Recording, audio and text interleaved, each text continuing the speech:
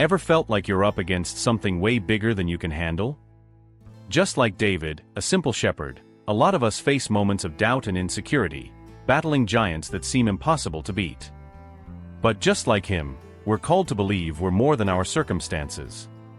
David's story is one of a man chosen by God, who found strength in faith and friendship, even when faced with adversity and betrayal. Get ready to dive into a journey filled with lessons about courage, leadership, and redemption, showing that when we don't give up and learn from our mistakes, we can overcome any battle and reach our true destiny. Discover how David's life can inspire yours. Subscribe to A Characters of Faith, and travel back in time with lessons for today. And make sure to hit the notification bell so YouTube recommends our latest videos about biblical characters. Picture this, a serene landscape in the fields of Bethlehem, over 3,000 years ago. There, tending his father's sheep, was a young man named David. He was the youngest of 8 brothers, the son of Jesse from the tribe of Judah. David was a guy with a pure heart and skilled hands, spending his days looking after the sheep and playing his harp under the starry sky. One day, an unexpected visitor showed up at Jesse's house. The prophet Samuel, sent by God, was on a very important mission. God had told Samuel that the next king of Israel was among Jesse's sons. With an air of mystery and reverence, Samuel asked Jesse to bring his sons one by one so he could find the chosen one. Jesse brought his 7 oldest sons before Samuel. They were strong men, warriors, and respected shepherds. Samuel observed each one of them carefully, waiting for a sign from God. But God whispered to Samuel's heart, "Don't look at their appearance or height, for I have rejected them." The Lord doesn't see as man sees. Man looks at the outward appearance, but the Lord looks at the heart. After seeing all the brothers, Samuel still hadn't found the chosen one. Confused, he asked Jesse, "Are these all your sons?" Jesse, remembering young David who was still out in the fields, replied, "There is still the youngest, but he's tending the sheep." With renewed determination, Samuel insisted, "Send for him. We will not sit down to eat until he arrives." Immediately, messengers ran to the fields to fetch David. The young shepherd came quickly, with curiosity and a touch of anxiety in his eyes. When David entered the house, Samuel saw something special in him. David had a healthy complexion, bright eyes, and a presence that exuded innocence and inner strength. Then God spoke to Samuel, confirming what his heart already felt, "Arise and anoint him, this is the one." In front of his brothers and father, Samuel took the horn of oil he had brought and anointed David, pouring the oil over his head. The oil flowed down, symbolizing the blessing and the Spirit of the Lord that came powerfully upon David from that day forward. In that solemn and purposeful moment, the future king of Israel was chosen. But this secret, this anointing, was known only to those present in Jesse's house. David returned to the fields, continuing his shepherd duties. Little did he know that his life was about to change in unimaginable ways and that he would become one of Israel's greatest kings, beloved by his people and remembered for generations.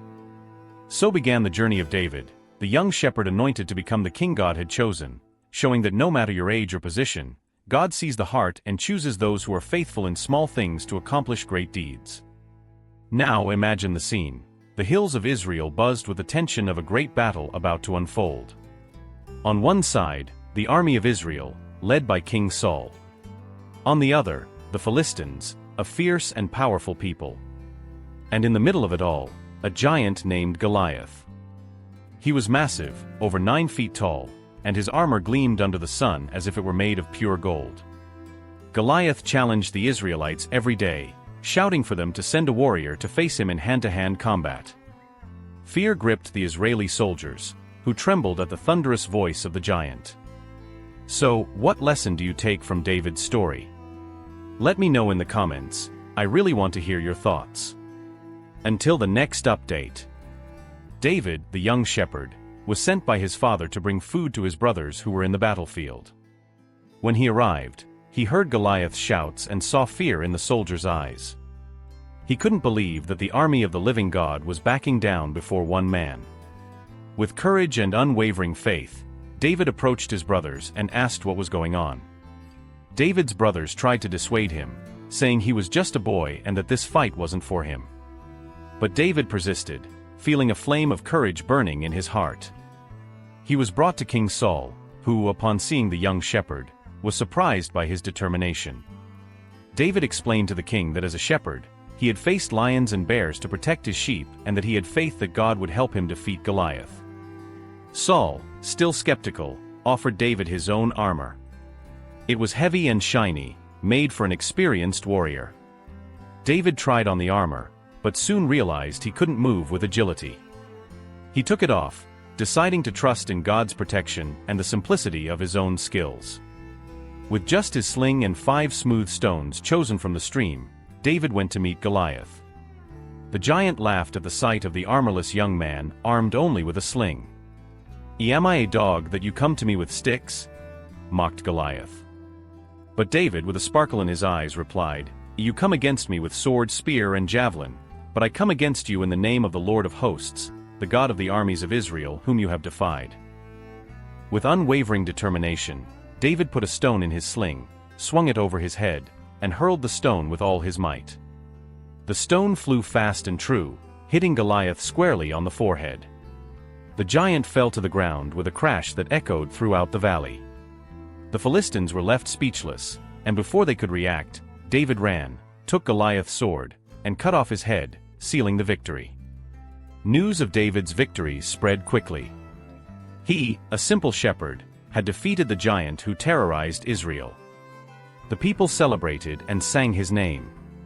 David became a national hero, recognized for his courage, faith, and trust in God.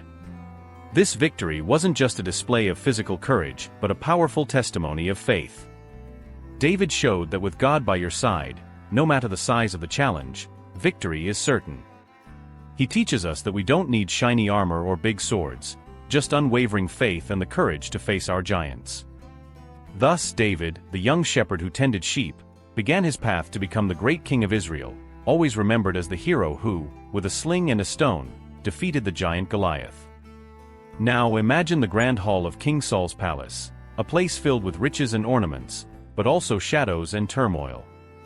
King Saul, though powerful, was haunted by an evil spirit that brought deep sadness and anguish to his soul. No cure seemed to work, and the atmosphere in the palace was tense. The king's counselors, desperate for a solution, suggested bringing in a talented musician to play and calm Saul's troubled spirit. That's when someone mentioned a young shepherd named David, known not only for his bravery and faith, but also for his extraordinary musical skills. David was a talented harp player, and his music had the gift of bringing peace and serenity. David was summoned to the palace, and with his harp in hand, began to play for the king. The soft and melodious notes of his harp filled the room, dispelling the shadows and bringing relief to Saul's troubled heart. David's music wasn't just a pleasant sound, it was a manifestation of his faith and his connection with God. Each chord, each melody carried a serenity that penetrated deep into Saul's soul, calming him and bringing him peace. Saul was so impressed with the skill and serenity that David brought that he decided to keep him in the palace. David wasn't just a musician, he became a living balm for the king's torments. But David's role in the palace wasn't limited to music. His presence and character soon caught Saul's attention, who appointed him as his armor-bearer. David now had the responsibility to protect and serve the king up close, demonstrating his loyalty and bravery. During this time in the palace, David met Jonathan, Saul's son. Jonathan was a brave and just prince, and he and David quickly formed a deep and sincere friendship. It was a friendship based on mutual respect, admiration, and above all, an unwavering commitment to justice and faith in God. Jonathan saw in David not just a servant of the king but a soul brother, someone he could trust completely. The two friends shared confidences, dreams, and plans for the future. Jonathan, despite being the natural heir to the throne, recognized God's favor on David and supported his friend at every turn. They made a pact of eternal loyalty, promising to protect each other and their families, regardless of the circumstances. The friendship between David and Jonathan is one of the most beautiful stories of companionship and loyalty in the Bible. However, as David's popularity grew, the shadow of envy began to form in Saul's heart. The people sang David's praises, recognizing him as a great warrior and a man of God. This sparked jealousy in the king, who saw in David a threat to his throne and the continuation of his lineage. Despite Saul's growing hostility, David and Jonathan's friendship remained strong. Jonathan tried to mediate peace between his father and his friend, but Saul's jealousy turned to hatred, leading him to attempt to kill David several times. Each of Saul's attempts was thwarted by David's cunning and Jonathan's intervention, who risked everything to protect his friend. David serving King Saul as a musician and armor-bearer, and the deep friendship he formed with Jonathan, underscores the importance of loyalty, brotherly love, and faith. Even amid turmoil and danger, David maintained his integrity and trust in God, finding invaluable support in Jonathan's friendship. Thus, David not only served as a musician who calmed the king's torments, but also as an example of courage, faith, and true friendship. His story teaches us that with God by our side and loyal friends around us, we can face any challenge and overcome any adversity. King Saul, once admired, began to feel envy towards David, a young hero who had distinguished himself by defeating Goliath and gained the admiration of the people. The Israelites sang that David killed more enemies, further inflaming Saul's envy, turning it into hatred. Saul tried several times to eliminate David, even hurling his spear at him while he played the harp. Sensing the danger, David decided to flee and became a fugitive, gathering discontented men around him who saw him as a just leader. During his flight, David faced many difficulties and had the opportunity to kill Saul in a cave, but chose to show mercy, cutting only a piece of the king's robe. This action reflected his nobility and confidence in the divine plan, leading Saul to recognize David as a future just king, although his envy persisted. David and his band of followers became a respected force, protecting the cities of Judah and fighting enemies. The story of David and Saul illustrates the destruction of envy and the strength of faith, showing that even in difficult times, integrity and mercy prevail. David continued steadfast on his path, awaiting the day he would become king, as part of God's plan. After years of persecution and battles, David's life was about to change drastically. Saul, the king who had become his relentless enemy, fell in battle against the Philistines. The news of Saul's death and that of his son Jonathan, David's loyal friend, brought a mix of sadness and new responsibilities for the young leader. With Saul's death, the nation of Israel was on the brink of chaos, lacking clear leadership. The tribes were divided and confused, in need of a strong leader to guide them. It was then that the elders of the tribe of Judah, recognizing God's leadership and favor upon David, came to him in Hebron. They anointed David as king of Judah, thus initiating a new era for the people of Israel. David didn't immediately assume control over the entire kingdom. For 7.5 years, he ruled over Judah, his ancestral tribe. During this time, he consolidated his power, established strategic alliances, and strengthened his army. Hebron, his first capital, became a center of power and efficient administration. David ruled with justice and wisdom, earning the respect and loyalty of his subjects. Meanwhile, the rest of Israel was still in turmoil. Ishbosheth, one of Saul's sons, was proclaimed king by the other tribes, supported by Saul's army commander, Abner. This led to a period of civil war between David's forces and Ishbosheth's. But over time, David's military skill and just leadership began to prevail. Eventually, Abner fell out with Ishbosheth and decided to transfer his loyalty to David, recognizing him as the legitimate leader of all Israel. This move was a decisive blow to Ishbosheth's reign. Shortly after, Ishbosheth was assassinated, and the remaining tribes of Israel saw in David the only hope for unification and peace. The elders from all tribes came to Hebron and anointed David as king over all Israel. Now, as king of a united nation, David faced the monumental task of establishing a strong central government and creating a national identity for the people of Israel. His first major decision was the choice of a new capital. He wanted a city that symbolized the unity of all tribes, a city that wasn't tied to any particular tribe. Jerusalem, strategically located between the tribes of Judah and Benjamin, was the perfect choice. Jerusalem, at the time, was a fortified city occupied by the Jebusites. David, with his strategic vision and courage, led a brilliant campaign to conquer the city. He and his men entered the city through a water tunnel, catching the Jebusites by surprise and taking the fortress. Jerusalem then became the city of David, the new capital of the unified kingdom of Israel. From Jerusalem, David ruled with wisdom and justice, establishing laws and institutions that strengthened the kingdom. He brought the Ark of the Covenant to Jerusalem, making the city not only the political center but also the spiritual center of Israel. The Ark, symbolizing God's presence, was placed in a place of honor, and David led the people in great celebrations and worship services. David also expanded his kingdom through successful military campaigns, defeating Israel's enemies and ensuring the security and prosperity of his people. He built a magnificent palace in Jerusalem and initiated plans for a grand temple that would be built by his son Solomon. Under David's reign, Israel flourished like never before. The tribes, once divided and in conflict, were now united under a leader who was not only a valiant warrior but also a man of deep faith and integrity. David established a legacy that would be remembered for generations, not just as the great king of Israel, but as a man after God's own heart. David's story, from humble shepherd to powerful king, is a lesson in leadership, faith, and a relentless pursuit of justice. He showed that, with God's help, it is possible to overcome any adversity and achieve great things for the good of his people and the glory of God. David's life, marked by impressive successes as king of Israel, was also deeply affected by family conflicts that brought sadness and tragedy. One of the most painful and complex episodes involved his son Absalom, whose story is a testament to how power, betrayal, and the pursuit of justice can destabilize even the most powerful family. Absalom was one of David's most notable sons, known for his beauty and charisma. He was loved by the people and had a promising future. However, his life took a dark turn after a terrible incident involving his sister Tamar and his half-brother Amnon. Amnon, consumed by a sick passion, forced Tamar, causing immense trauma within the royal family. David, though angry, did not take adequate measures to punish Amnon, which enraged Absalom. Determined to avenge his sister, Absalom patiently waited for 2 years. He then invited Amnon to a banquet and there ordered his servants to kill Amnon.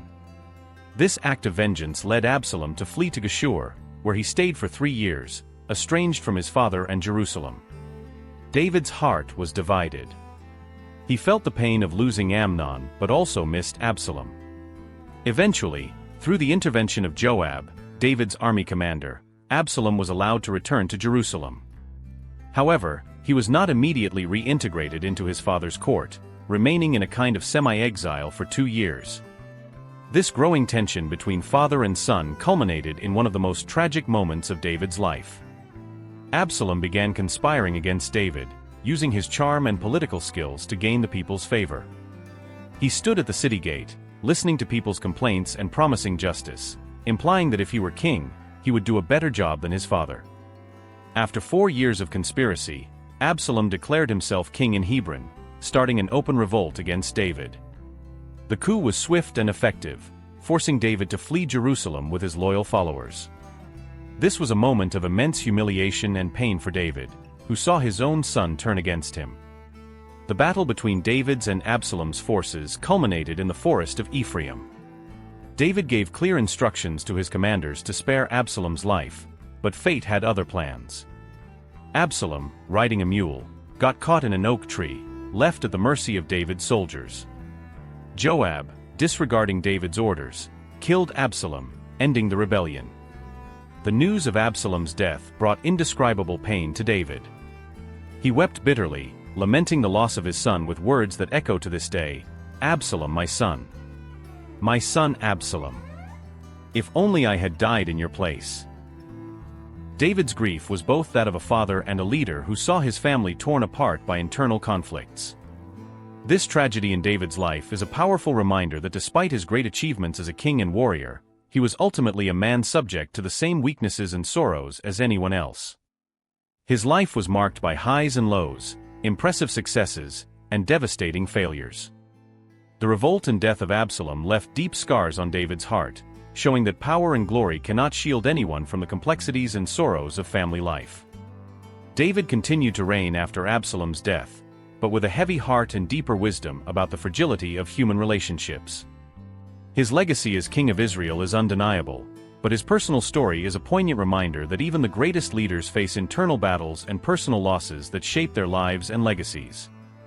David, in addition to being a great warrior and king, is widely known for his gift as a poet and musician. He is credited with authoring many psalms, poems filled with praise, supplication, repentance, and worship of God. These psalms are not only expressions of his personal faith, but have also become pillars of Judeo-Christian liturgy and devotion throughout the centuries. Let's imagine David, sitting in a peaceful field with his harp in hand, as the gentle wind sways the trees around him. It was in these serene moments, often while shepherding his sheep, that David composed his songs. He sang about the greatness of God, as in Psalm 19, where he exalts divine creation. The heavens declare the glory of God, the skies proclaim the work of his hands. His words conveyed the majesty and wonder of the universe, reflecting his deep reverence and love for the Creator. David also expressed his most intimate and vulnerable feelings in his psalms. In Psalm 23, one of the most well-known, he describes God as a caring shepherd. "The Lord is my shepherd, I shall not want." This image not only comforted David, but has also provided solace and hope to countless generations of believers who have turned to this psalm in times of need. After his sin with Bathsheba and the harsh rebuke from the prophet Nathan, David composed Psalm 51, a deep cry of repentance and plea for forgiveness. He cries out, "Create in me a pure heart, O God, and renew a steadfast spirit within me."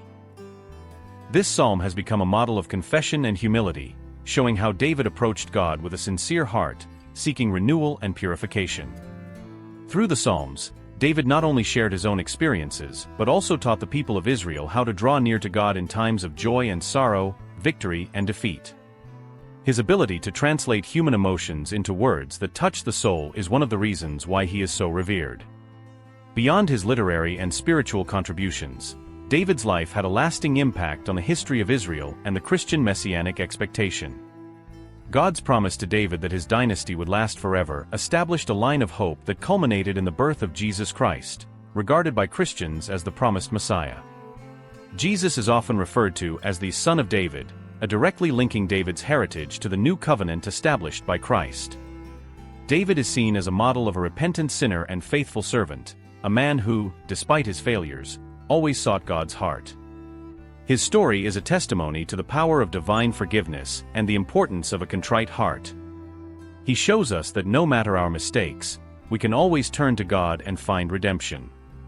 David's dynasty, which lasted for centuries, profoundly influenced the culture and theology of Israel. His legacy as a king, poet, and servant of God continues to inspire millions around the world. And through his words immortalized in the Psalms, David still speaks to us today, guiding us on our own journey of faith and devotion. So David's story doesn't end with his reign or military victories, but endures through generations in the hearts of those who sincerely seek God, just as he did. His example of repentance and devotion is a beacon of hope and faith for all of us. What lesson do you take from David's story? Let me know in the comments, because I really want to hear your thoughts. See you in the next video.